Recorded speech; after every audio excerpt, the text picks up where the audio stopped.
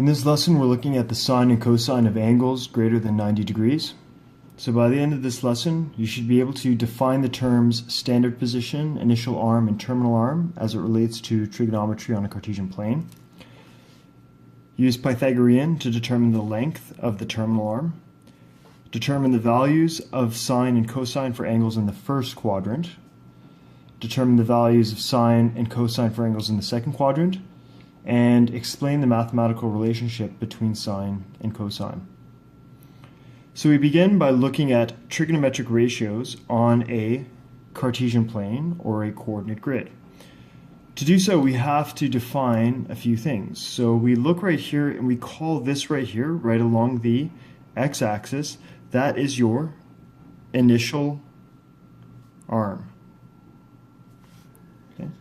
So essentially what we have there is we have basically an initial arm that then can rotate, and wherever it stops it makes an angle with that initial arm, and this right here where it has stopped is called the terminal arm.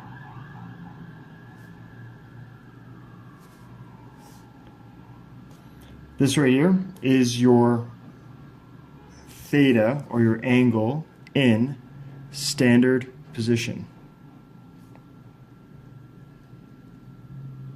So that's referring to the angle the terminal arm makes with the initial arm, provided there is a rotation in the counterclockwise direction of the terminal arm. Okay, moving on. We can place a point xy on the terminal arm, and this allows us to make a right angle triangle. So this right here is our right angle triangle that we make by placing the point right here on the terminal arm. The value of the length of the adjacent side right here, well, if we go from 0 all the way to here, that value right there, that's your x value. The value of the length of the opposite side, so we go up right here, and this corresponds to the y-axis. So this right here, that's your y value. And since the terminal arm is in the first quadrant of the Cartesian plane, then both the x value and the y value are positive. Now, if we have an x and we have a y, how can we calculate r if we don't have this angle theta? Well, you can use Pythagorean.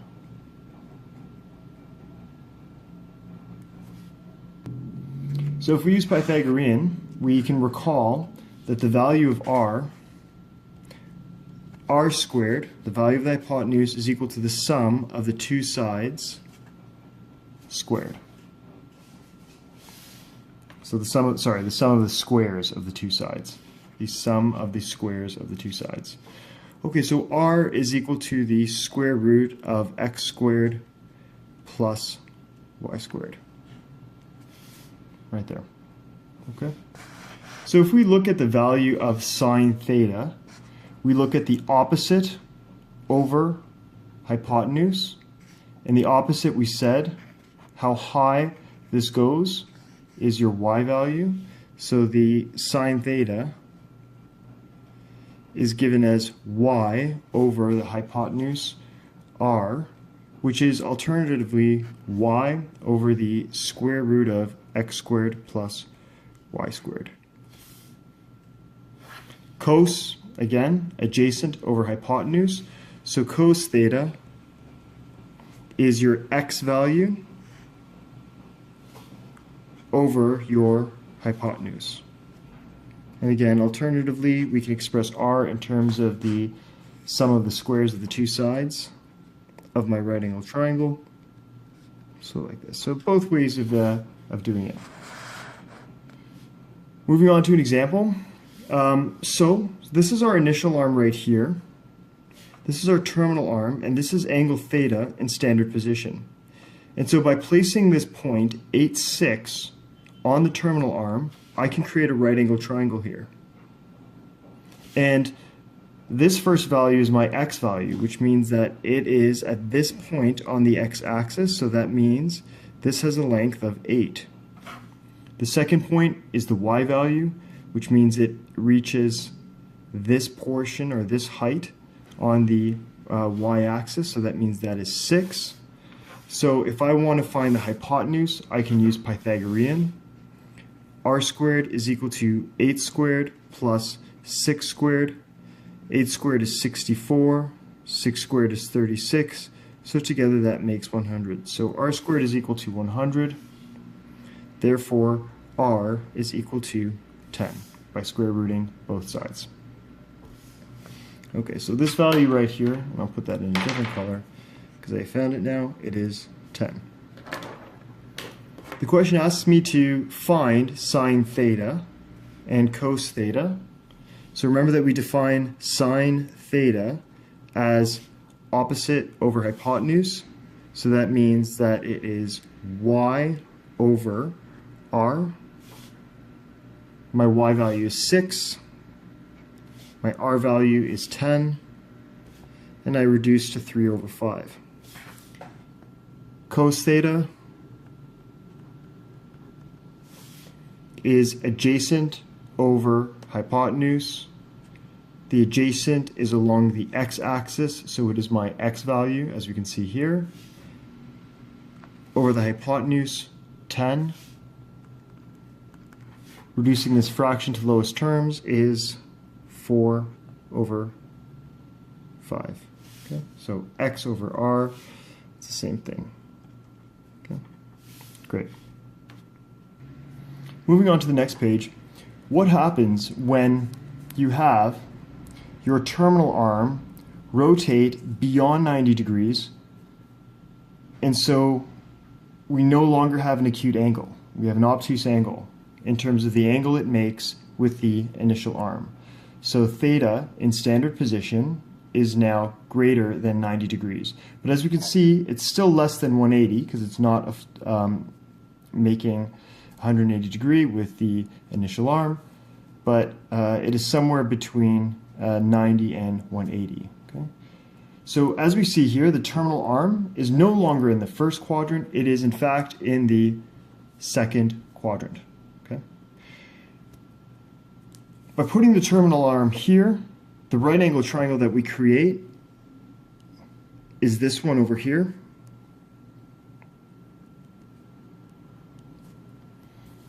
So this is the right angle triangle we create. The value of the adjacent side is my x value right there. The value of my opposite side is my y value in this right angled triangle. Now, to be clear, since the terminal arm is in the second quadrant of the Cartesian plane, the value of the adjacent side, so take a look, these values were all positive x values, but these values right here, because they're below 0, obviously they're going to be negative.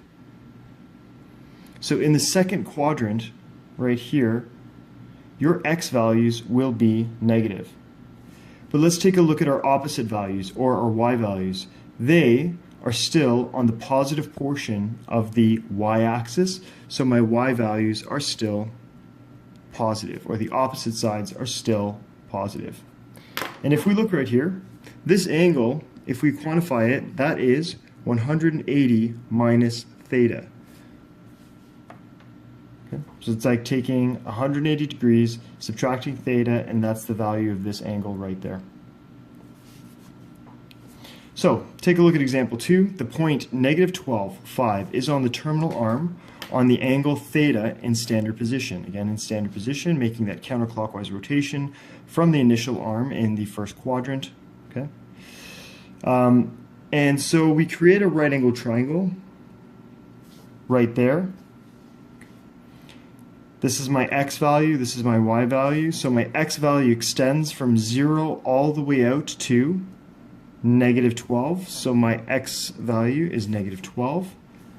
My y value, again, still on the positive portion of the y-axis, so that's 5. And now it's asking me to find sine theta and cos theta. So if I find sine theta,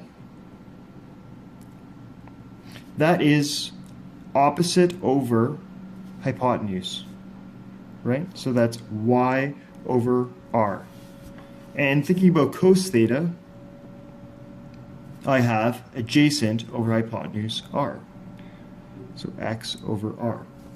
But what I haven't yet evaluated is what is r. And so I'm just going to quickly do a calculation using Pythagorean. R is equal to negative 12 squared plus 5 squared, all square rooted. So negative 12 squared plus 5 squared, all square rooted, that is square root of 144 plus 25. And we get square root of 169, which is a perfect square of 13. So I have my r value. My r value is 13. So that means now I can evaluate sine theta. So therefore, sine theta is equal to opposite over hypotenuse, 5 over 13. And my cos theta is equal to adjacent over hypotenuse, which is negative 12 over 13. And so what you should notice right now is that our cos value is actually going to be negative because the adjacent side is on the negative portion of the x-axis. So cos here is going to have a negative value. So what do you notice about the sign of sine theta and cos theta in this case? Well, in the second quadrant, sine theta is positive, but cos theta is negative, right? And explain why they have different sides. Well, different signs. Well, the opposite value in this case, y, is still positive, but in the cos situation, the adjacent side, the x value, is negative. So as a result, they'll have different signs. Okay. Examining the relationship between the sines and cosines in quadrant 1 and quadrant 2. So what we have right here is we have a right angle triangle and the point P on the terminal arm given by x value A, y value B. So as we can see here, A, x value, B, y value, okay, and the length of the terminal arm R. So the length of our hypotenuse R. Now, if we reflect P in the y-axis, we get P prime, right? That's the reflection of P in the y-axis. So this theta angle right here, this is 180 minus theta. This is also like your theta on this side, right? It's the same angle because it's a reflection, okay? But we're looking at 180 minus theta. So this is the angle in your standard position, right? Again, it's that rotation from the initial arm on the positive x-axis and then rotate it this way, okay? So this is your angle in standard position.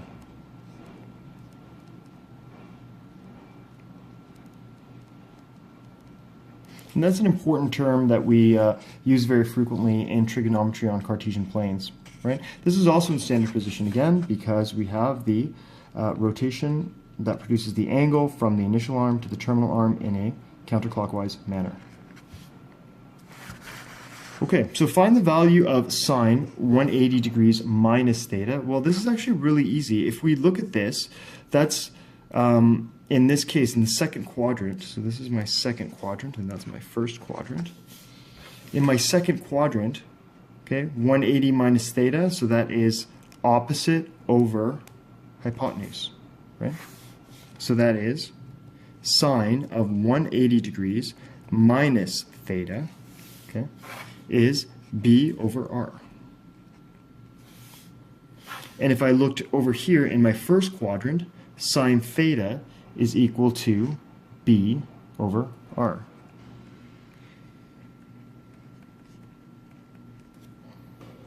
So you should be seeing something right away. Look, sine 180 minus theta and sine theta, they both equal the same thing. So the conclusion that you can come to is that sine 180 degrees minus theta is equal to the sine of theta. So this is a relationship between theta and 180 minus theta. So they have the same value. So the sine of an angle in the first quadrant and the sine of an angle in the second quadrant, so this obtuse angle, right, this angle in standard position in the second quadrant is, they have the same value. Okay, we're going to do the same thing with cos, but cos is a little bit of a different situation, right? So again, we look at 180 minus theta in standard position, and if we evaluate cos 180 minus theta, well, that's simply equal to adjacent over hypotenuse, which is negative a over r. Find the value of cos of theta. Well, in this case, adjacent over hypotenuse.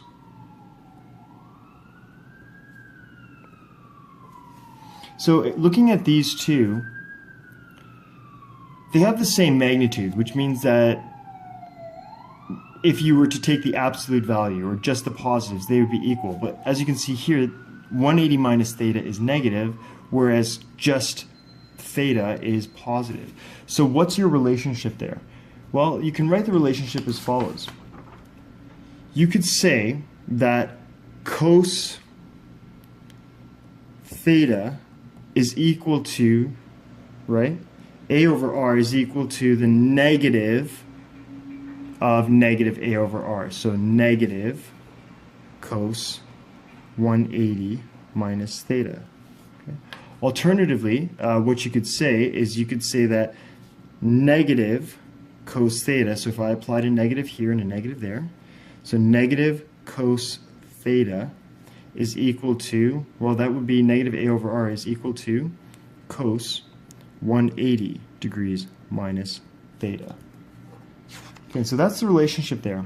Cos in the first quadrant, the theta, that's going to be positive because your x value is positive. But if we look at cos in the second quadrant, for the angle in standard position, that's going to be negative because your x value now is a negative value. It's less than 0. And you can create this relationship by saying that cos theta is equal to the negative of cos 180 minus theta. So we have a summary chart to fill in right here. And in summary, well, we can say that in the first quadrant, so if theta is an acute angle, so less than 90 degrees, sine theta is equal to b over r, which is the same thing as saying y over r, right?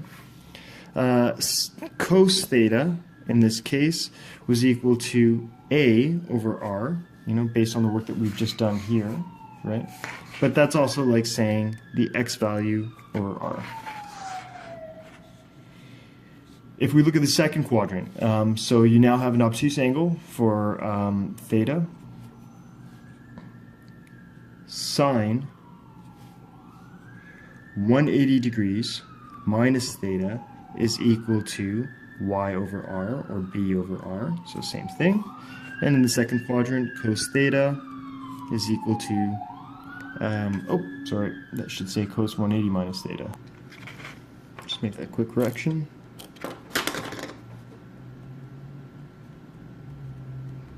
Is equal to negative a over r, okay?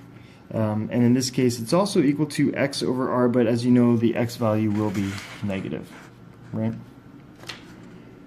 Okay, you can make a little note of that that will be negative because it is right here. So, in general, what conclusion have we come to? Well, we know that sine theta is equal to sine 180 minus theta. And cos theta is equal to negative cos 180 minus theta. So these are the conclusions that we came to in our exploration here and on the previous page. Okay. So these relationships will be important, and they're explored in the work that you're going to do in the homework and throughout this unit and the following unit. So what's the relationship between sine and cosine? Because there's a relationship there as well. We haven't examined it yet in trigonometry, but let's take the opportunity to do so now. What's the value of this angle? If this is theta and that's 90 degrees, right? What is that? Well, if you already have a 90 degrees right here, you could just take 90 minus theta, and that would be the value of that angle, right? So 90 degrees minus theta. This right here, and we'll write it right onto the diagram. So if I look at sine theta, that is equal to opposite over hypotenuse. So sine theta is equal to y over r. But take a look. If I do the cos of 90 minus theta, so the cos of this angle is adjacent over hypotenuse, so it's also y over r. So if this and this equal the same thing, that means these two expressions equal each other. So sine theta and cos 90 minus theta also equal each other, because look, they're equaling the same thing. So sine theta is equal to cos 90 degrees minus theta. And similarly, if we look at cos of theta, that's equal to x over r. But we can do the same thing with the sine of 90 minus theta. That is opposite over hypotenuse, so that is also equal to x over r. And so here's your relationship between sine and cosine. So sine of theta is equal to cos 90 minus theta, and cos of theta is just simply equal to the sine of 90 degrees minus the angle. So now we've got a few problems here that ask us to use the properties that we've examined over this lesson and see if we can evaluate things without looking at or without using a calculator. So the first thing we're going to do, we're going to set this one up with a calculator. So if sine 63 degrees, using a calculator, evaluate this. So if I punch sine 63 degrees into a calculator, I can get 0.891, right? Of course, that's approximated, right? Now it says, look, evaluate sine 117 degrees without using a calculator. Okay. So if I look at this right here and I look at this, you might be able to see the relationship, right? 117 and 63. And what you might be able to see is that 180 degrees minus 117 degrees is equal to 63 degrees. And the reason why I drew this relationship is because, look, we saw that the sine of an angle is equal to sine of 180 degrees minus that very same angle, right? So if 180 degrees, or you can also do this, 180 degrees minus 63 degrees is equal to 117. So if sine 63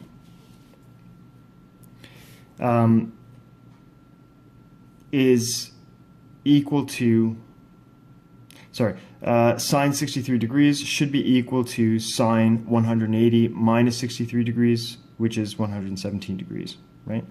So if you think about that, we can draw a diagram. That's your 63 degrees. And if this right here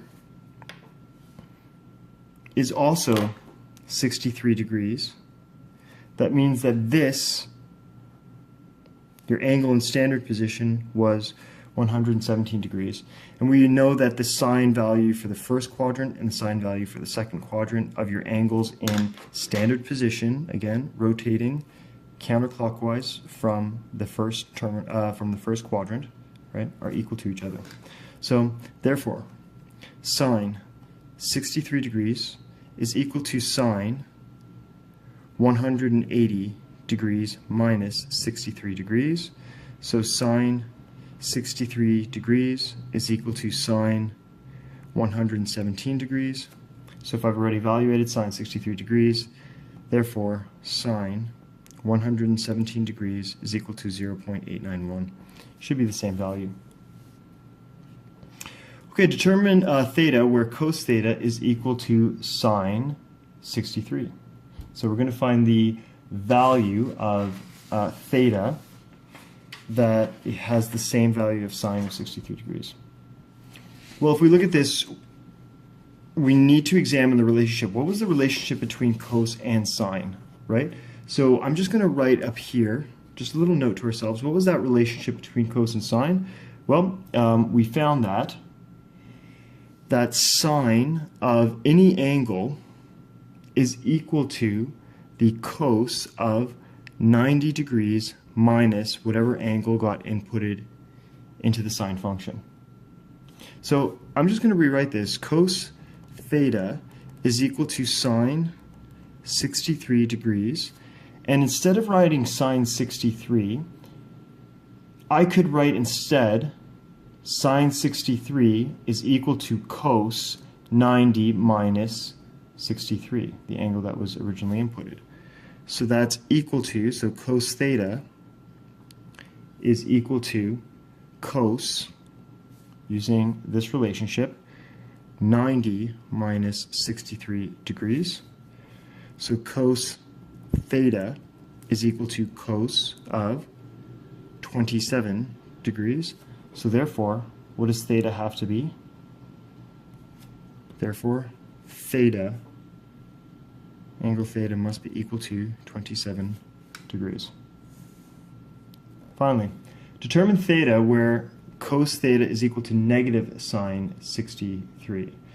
Okay, so what I'm going to do here is I'm just going to use this relationship that I had here, right? Same idea, except I'm going to put a negative sign right in front of that. So cos theta is equal to negative, and I'm going to do square brackets, sine 63 degrees, and close my square brackets.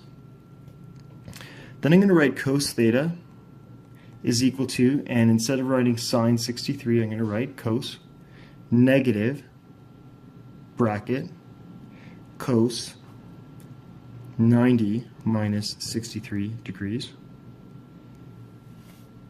right? Which is, as we saw, cos theta is equal to negative cos of 27 degrees.